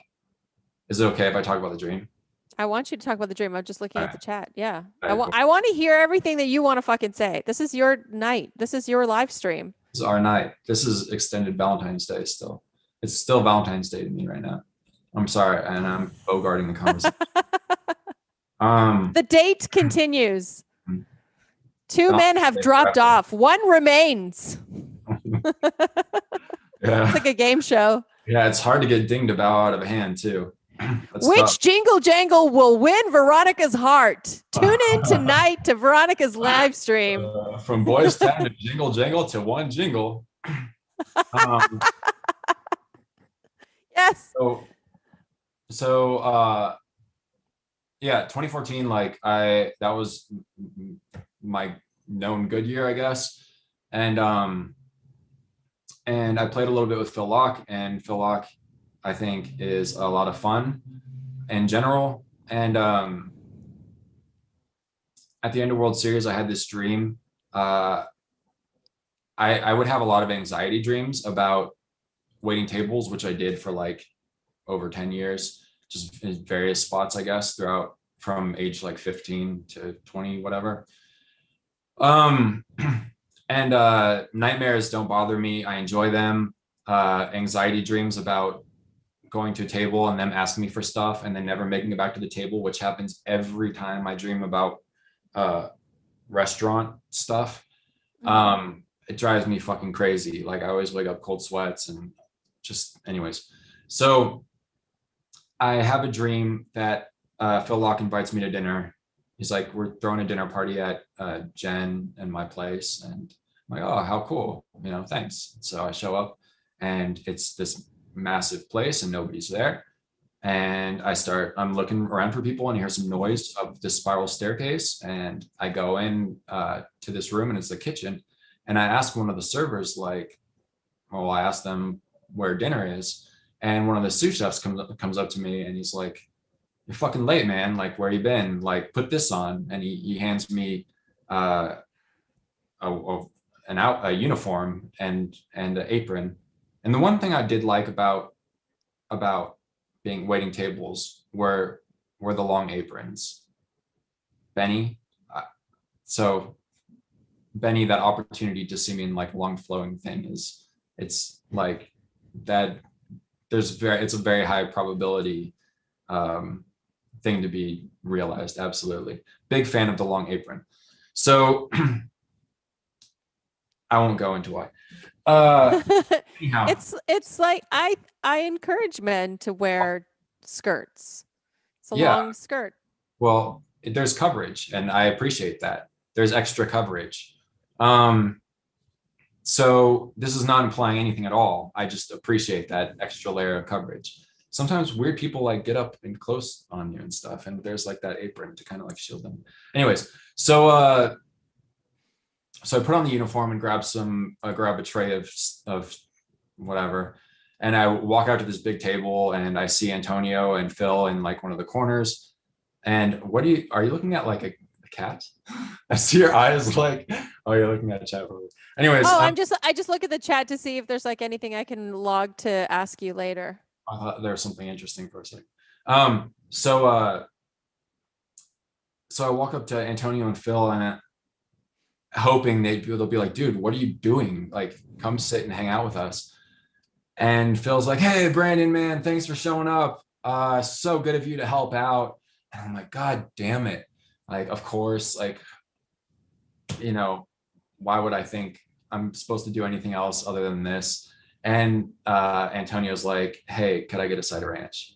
I'm like, yeah, sure. So like I walk back and I'm like trying to find Antonio fucking ranch. And every cooler I go in is filled with guns. And like the walk-in cooler is just filled with guns. And I just know Antonio's going to be really pissed because I'm just never going to make it back to this ranch. And thankfully I woke up. So, and that was that. And then I wound up sending that dream to Phil. And the next year during World Series, he sent me a text and he's like, hey dude, can you call me on break? And I'm like, yeah, sure. Like, and at the time I've been getting a lot of great opportunities to invest in people's one thing or another, or, people need some extra money for a buy-in. Here we go. So I'm like, no, not you too, Phil. So I call him up and he's like, hey, man, that dream was fucking hilarious. I had Jen analyze your dream. She does dream analysis. She's really into it. And she's talking about how, you finally got some exposure within the poker industry and you're just really kind of disheartened and let down by what you're seeing. And I'm like, wow, just totally spot on. And that's the dream. But I forget how we started talking about the dream first. Oh, ranch. We're talking about ranch. I don't know why. Yeah, we were talking initially about you playing high stakes at Aria, and we talked about the stories that happened there. And Antonio bagels. Oh, Esfandia. Oh yeah, I said Esfandia. I was amused by my dream about him making me get right. Yeah. Like not. I often find. And then I was like, dude, how is this not entertaining to you? And he's like, I don't know, it's just not. Okay. At least he's honest, right? He's not pandering to you in any way. That would be even worse. Yeah. I don't think he opened up to me until he realized I could throw a football. And then that turned into like a break thing. And then I think throw a football at him or to him? It's like during breaks between tournaments. There and the All American Days parking lot. They used to have a hoop up there and like footballs and stuff, and there'd be bets placed usually. But usually I just kind of ramp it up and rest, but sometimes you throw the ball around and whatever. That's my only bonding time with Antonio, really. That's it. And then he haunts my dreams otherwise. With ranch. Yeah. So 10K on the table might be revived at some point. I don't know what capacity. And then the other blog will just continue to kind of be caught up on, and then eventually it'll just talk about random shit. I don't know. Well, So, yeah. what is going on with you this year besides potentially getting into that high stakes game? Like, how has COVID affected you within poker? Within poker, I mean, just in general, honestly, I'm a natural, like, I just kind of keep to myself. I mean, there's never enough time in the day. I don't understand being bored. Like, there's always something I want to be doing with my time. So being locked indoors is really easy for me. So that's not a big deal. I did move to Panorama Towers to be closer to Aria after me and my ex and I split. I didn't want to be off the strip because I figured we'd probably run into each other. And I kind of want to go back to Chicago, but I had gone basically broke then. At that point, like I wasn't going to have enough to fix up the place we were renting, and just haul my shit again cross country. And I don't know how long that's going to take. So I figured, but I would make that work if I could get a place across on the strip, like across from Aria. So fortunately, I got this place in Pano, and I really like it. As soon as I moved in, though, that's kind of when all this happened. So I hadn't been able to kind of take advantage of living across from Aria. Fortunately, there have been some mixed games, whatever, kind of running online, and I have a good relationship with a lot of the people who are involved with them, which is nice. So I've had opportunities to play in random games. I have a lot of opportunities to play in random games. I feel very fortunate to have. Right now, I've played so much. I'm just kind of, I mean, I feel really on top of everything, but I would like to be doing more writing and playing a little more music. I had a pretty good balance of things going on for a while, and now it's just been kind of all playing, and it's mostly playing a lot of 1020 Big O, 2550 Big O, 8160 mixed. Those are pretty much the games. And then the games and the structures just change all the time, which is frustrating because I try to do my own studying. For kind of what's available, and then they flip it on you, but that's kind of normal too. So What's your favorite game? it used to be Raz. I would played a lot of Heads Up Raz, and it's got Z's in it, and people hate it, and people think it's really simple, so they don't bother to kind of study the specific spots of it. So there's a lot of things going for it there. And also back in the day, if you registered for like a $100 Raz sit and go, which was the highest, or Heads Up or whatever, in Full Tilt, like every third person would be playing the wrong game. That was also nice. And not really my MO to take advantage of, to be trying to like maliciously take advantage of people, but that was my favorite game. And like, you know, and if people wanted to, if they're like, fuck, I joined the wrong game or whatever, you know, I'm willing to work something out. But usually it would just be an exciting sweat the first like 3 minutes. They would start raising a weird spot, and you're like, are they playing stud? Or are they playing Raz? Like, we're gonna find out. And you just played out. But it used to be Raz initially, and then I don't know, it just changes all the time. Every now and again, I find myself learning or trying different tricks out in a certain game, and then I want to explore them more. Right now, it's been Big O. I'm really enjoying feeling like I'm playing a different approach from people, and it's working out pretty well. I don't have to battle like the top guys at we open sit Poker Stars, which, you know, is great. I'm sure like I would have problems with them or whatever, but right now just kind of feels good to be ahead of the curve in a certain way, although the structure's changed a lot lately, and it's not good for my game. The Big O structure? Yeah, it's What gotten do you like it was already like the cap is already like kind of shallow, and it's got even more shallow. Um, so what are the blinds of the Big O game that you're playing? Like, I'm surprised it's capped. yeah, when we go play live, it's not.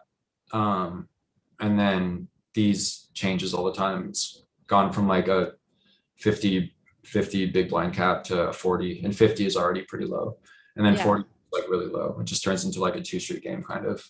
right. So I feel like pretty handcuffed playing Well, it. it gives an advantage to the players who are not as skilled, right? Um, yeah, I mean, it's just going to be easier for people to realize their equities, uh, and also like take advantage of people who might be uh, putting pressure on people like too too wide, too weak, which is something that I think is really fun to do when you're deep. I mean, you balance it, of course, uh, but I think there are specific things to Big O. I think there are specific things to Big O that people apply to different games that don't exist for me in other games, namely like um, equity denial is really important to people in certain games where I don't think it's that important unless everyone's playing perfectly. I think you're just trying to exploit, and you should feel comfortable seeing a lot of streets and knowing what to do in them. And in Big O, in these games where like someone can take half your pot away, it becomes a little more important. So you can do certain things where it doesn't make sense to do certain things in other games where it does make sense to do them in this game. I don't want to get like too specific about it. I mean, this is already like way more than I want to talk about it. I mean, I don't fucking know anything. Like, I'm not saying I know shit. I'm just saying like this is what I've been doing and I've been enjoying it. And yeah, so and those are the reasons why I'm enjoying it. And I would like to continue to play it, but it kind of sucks because like you again, like your retention, it's weird when you play like one form of Omaha too much and then you don't want it to leak. You don't want to like leak habits in this format into like a different version of Omaha where it's not applicable. You have to kind of like remember where all the thresholds are in every different form of an Omaha game or whatever. Like, okay, it's PLO. One pair is usually pretty good here on this texture, like whatever. And this is Big O. They don't show up on with this hand much on these paired boards or just whatever. And they do a lot in PLO or whatever. Um, you have to be really diligent about the way you remember your thresholds in each format. And then and that goes also when you're scaling back shit. Like I was playing PLO in a game with a similar cap system where like the way I play PLO is so different than the way I have to play it in this structure. And it concerns me. I worry that like when we're uncapped again, I might be too reticent in certain spots, or I'm sure it won't happen. But like fortunately I saved videos. I saved some like videos of specific spots, like very specific spots to like reference and remind myself, okay, this is good. Like, I don't know. Just because I find like my retention kind of slips every now and again. Um, So, like, can you tell me one of the biggest mistakes that PLO, or I should say, Big O players are making right now that you're seeing? no,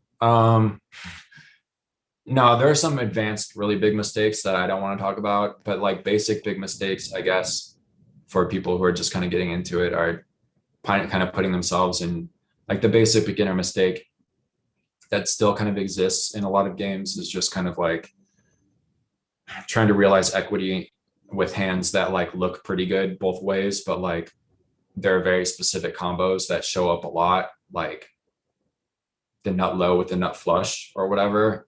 Um, they show up a lot, um, and it can be pretty appealing when you have like the third nut low and the whatever in best flush to think that you might get some of this pot, but when all the money goes in, like usually you're just fucked. Um, so those are kind of like basic spots where When people, you say you're just fucked, is like you mean like quartering the you're pot getting or not even? like a ton, like you just get scooped so much. Um, when things get really shallow, like it's a little bit easier to realize your equity, and like it's not that big of a mistake to just try to realize your equity in like these kind of spots a little bit more. But when the cap is bigger, it just turns into a much bigger mistake. Or to be calling with like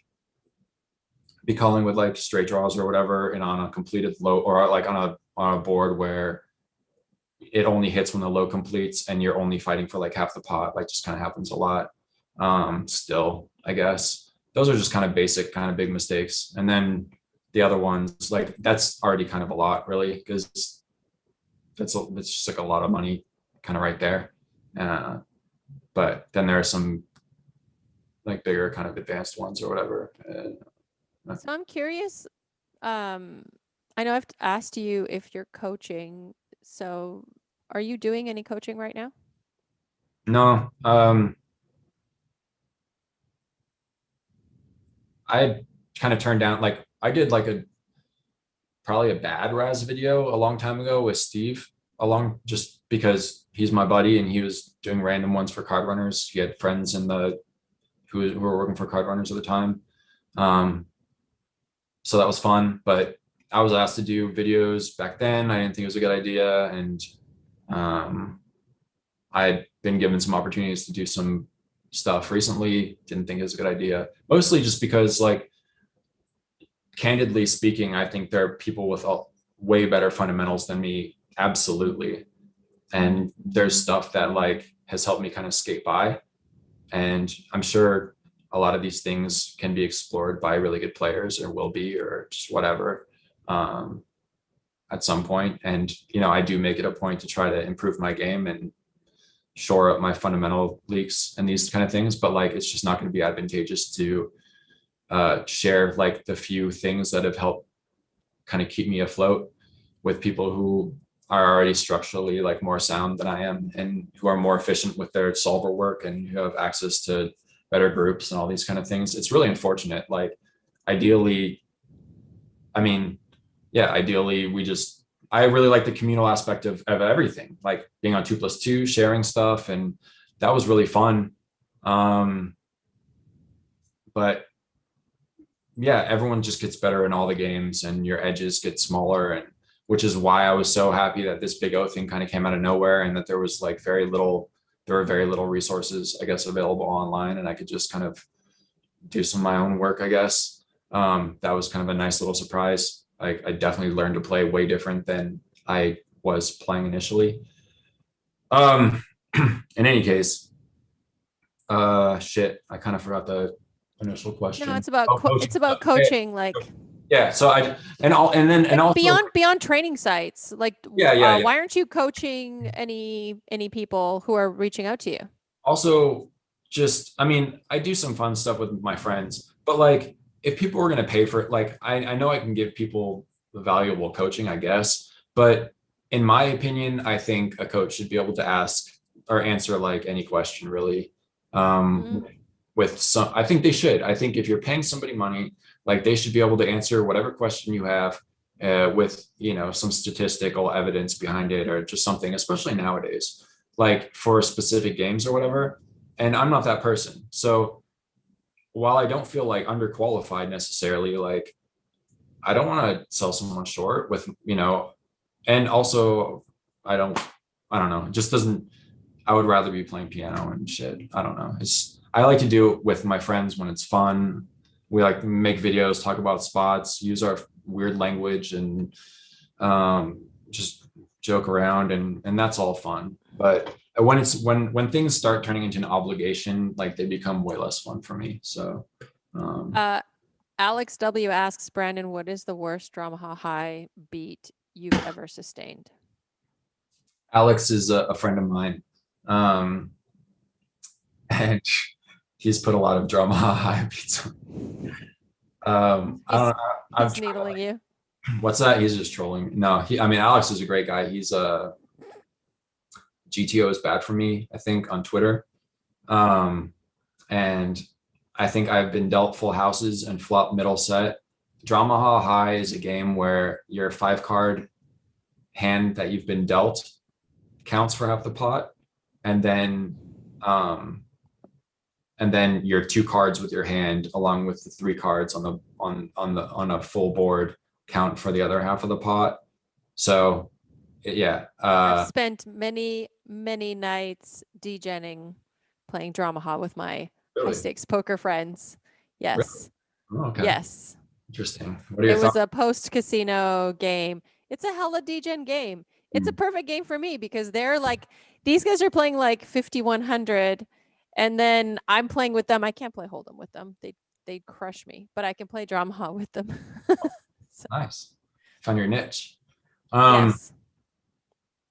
yeah, so I've been dealt like full houses and flop middle set, and I've been scooped more than once in really big pots. And Alex and Nathan Gamble uh, are the main offenders. So Oh yes. kudos to I'm them. uh I'm a fan of Nathan Gamble.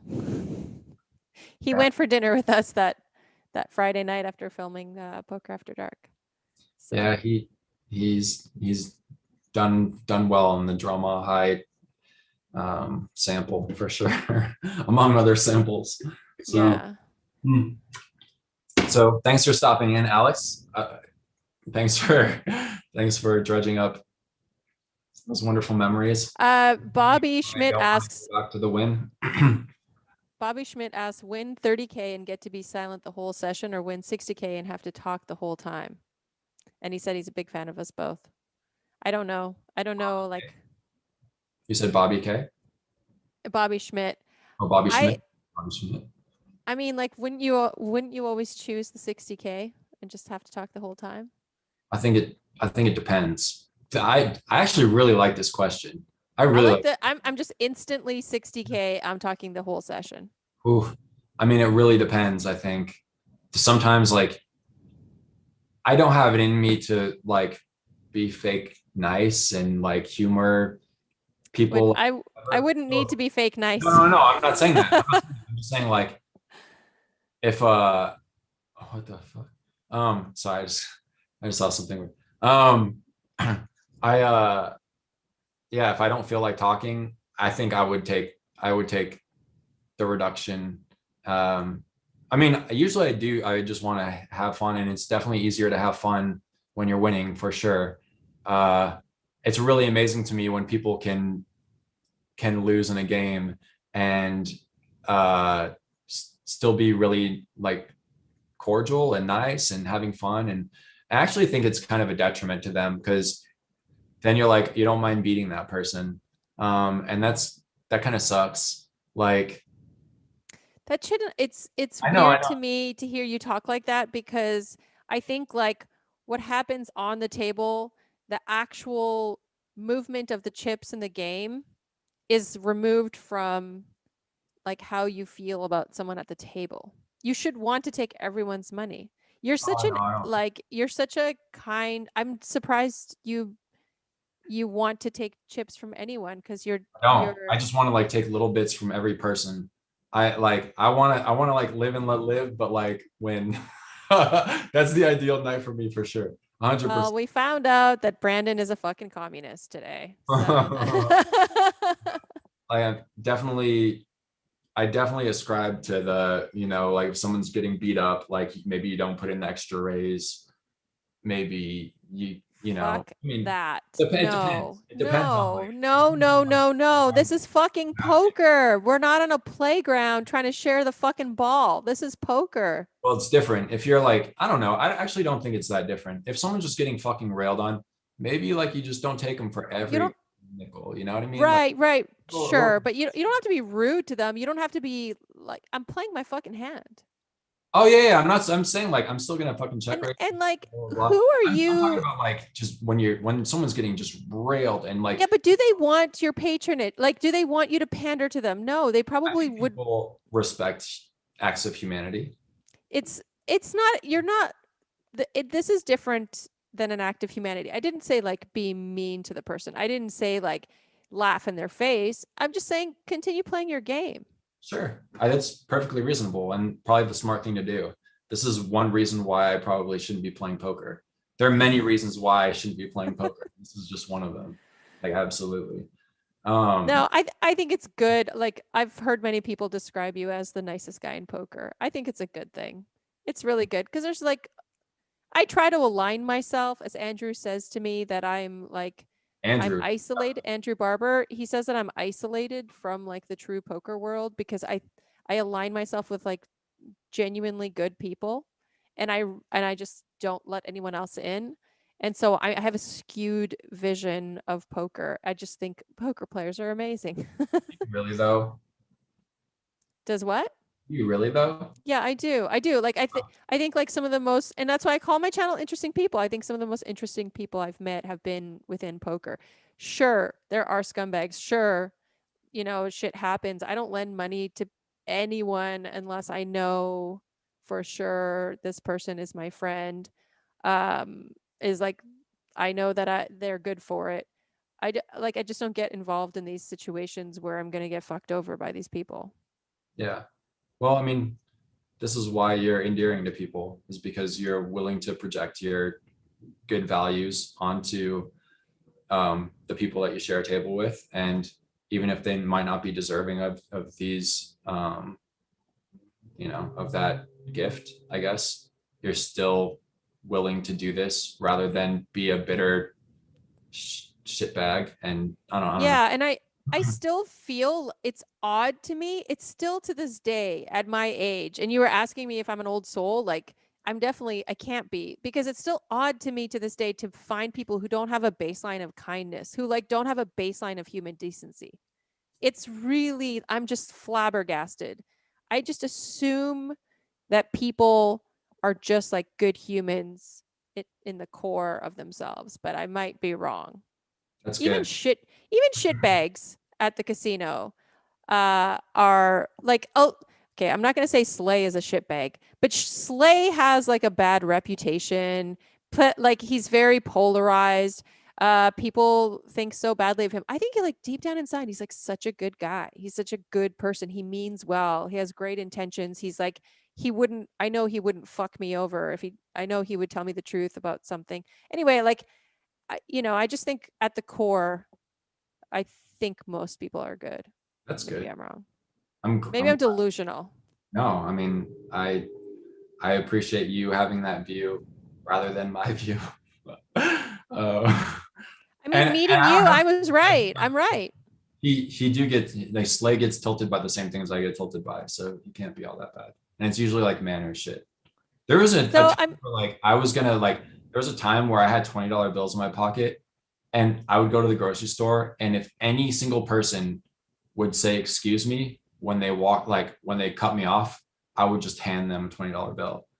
Um so just a I'm not test and it never showed up. It never ever showed up. your politeness thing. I that is one thing that I'm not I don't know if I'm not a fan of it. I don't know how to describe it. I don't think that the measure of a person should be by their politeness. I know a lot of polite people who are fucking pieces of shit.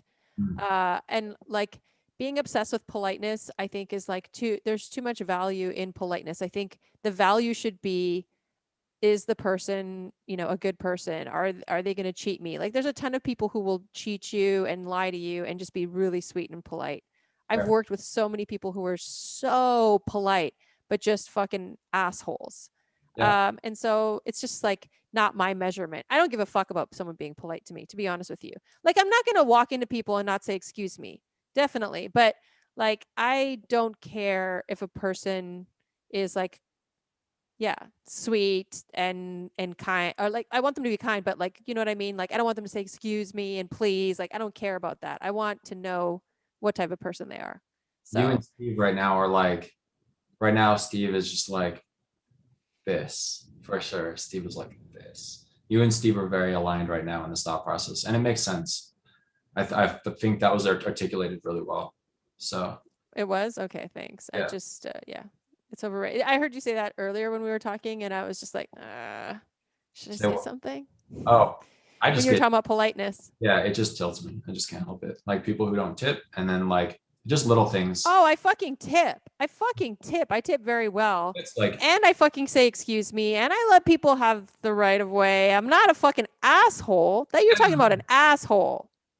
well, Talking about I'm talking practice about or a the little things game. too. No, I'm talking about the little stupid shit too that you've addressed. I think you're spot on. I just can't help it. Like it, uh, when I'm like, "Hi, how are you?" and someone's like, "Good," and they walk by, it tilts me. I can't help it. So look, When I let someone walk in front of me and they don't do like a little wave or whatever, and instead they stand on their phone, they're on their phone the whole time while they walk slowly across, and I've let them go. Like I want to kill you. Like I just can't help it. I just want, please die. Like I'm okay, so politeness to me is a flag that you're waving, basically saying you're a good person. And like a good person doesn't need to tell you they're a good person. They will show you that they are a good person. Like if you're it like you know what I mean? Like you don't need to if you're dating someone, they don't need to be constantly telling you like I'm not cheating on you today. I'm not cheating on you. Like they just need to not cheat on you, right? So it's like you don't need to like you don't need to like do these fake things to show not, that you're like a good person, which is politeness. no. I think it's just like not being an asshole, not being like courteous, not being self-aware. That's probably see, I'm your psychologist right now. I think Brandon, like you're really upset at people's lack of self-awareness. Yeah, I don't know. I don't know if I agree with the last example or whatever. Like I'm not my relationships, I trust the people that I'm with, and they don't need to tell me they're not cheating on me all the time and whatever. Like I'm like I'm a very trusting human being. That's not I dated a guy who was like, I'm such a good person. I'm such a good person. I'm like, motherfucker, you if you're gonna be a good person, you don't have to fucking tell me. Just fucking be a good person. That's it. yeah. So and Like I think where it really beat into me is like when I was waiting tables, especially at the diner. Like my shifts were 11 or sometimes they're like 9 to 7 a.m. or whatever, or 11 to 7, something like that. Uh, and everyone's drunk and everyone's really impatient and you're really busy. And those like little courtesies really mean, and those like small little acts of humanity and understanding, and even just someone being like, you go like, hey, I'm so sorry, I'll be right there. Like, no, please, like take your time. but And, like is that just different? what's that? Is that different? I don't know. I just think just human acts of kindness, simple ones, just resonate with me, I guess. And while I agree that I am maybe overly concerned with people's lack of self-awareness, uh, I don't think that I should devalue.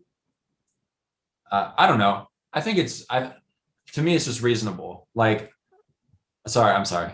Go No, ahead. no, no. I just want to have one. Your point is you have a really good point, but it's also definitely not like it's not like I need people to uh, constantly prove whatever. Like it should just be a natural thing. I just find that I gravitate to people who can say please and thank you, and who can put themselves in other people's shoes, and can just acknowledge basic courtesies. I just Right. So that was going to be my next point is also when people are like rude to me and like you know cut in line or do some shit, I often think that I may not know what they're going through. They might be having like a really shitty day and they might have just like gotten some bad news and maybe they're just not aware of them like cutting me off or like walking, or like not saying excuse me or whatever. And like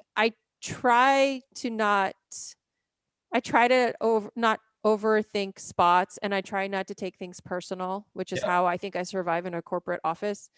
And I try to just like be empathetic. So I think like in the same sense where you appreciate that from people, I think it's like good to not, and this is just my perspective, like That's a you really good point. obviously, I don't want to No, that's a judge really you good point. for like for how you're thinking through these spots, but like I just find overthinking spots and taking things too personal is a good way to just like end up grumpy at the end of the day.